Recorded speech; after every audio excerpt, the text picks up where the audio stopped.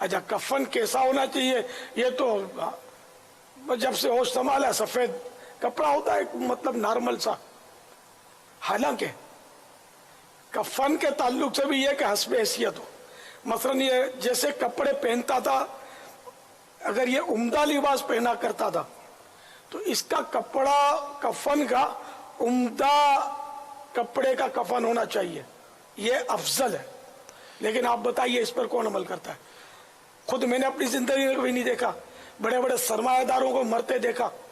इन मानो करके उनके भी जनाजे उठे, उनका कफन भी वही जो दुकान पे मिलता है। अमीर अहले सुन्नत से अर्ज है कि ये जैसे मसलन कोई शख्स जुम्मा और ईदैन में जैसे कपड़े पहनता है, इस तरह के उम्दा कपड़े हम पहनाएंगे उसको?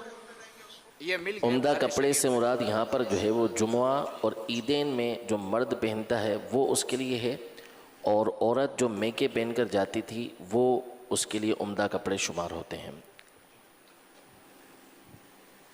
माशाअल्लाह। उम्दा कपड़े